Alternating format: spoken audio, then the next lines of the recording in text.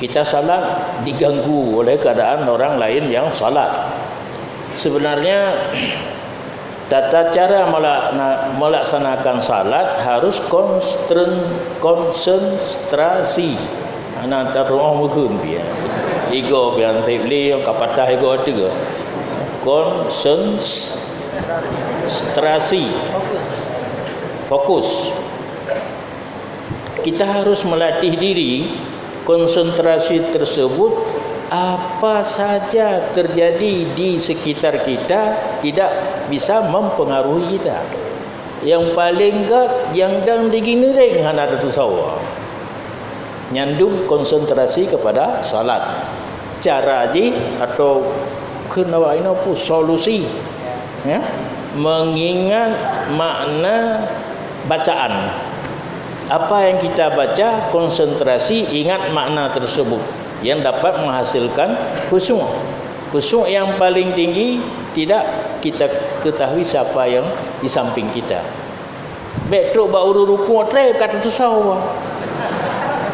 Nyakah kemari.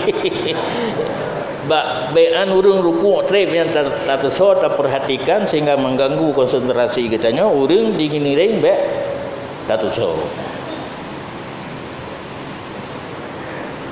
Kenapa orang di saat qamat bermacam-macam model berdiri?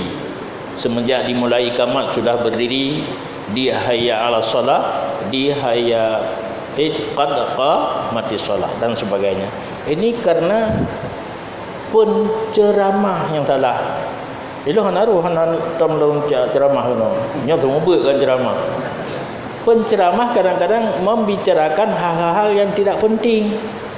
Sebenarnya penceramah lagi subuh misalnya saat-saat le maghrib menjanjian na ceramah harus ge paparkan ge jelaskan tata cara pelaksanaan salat.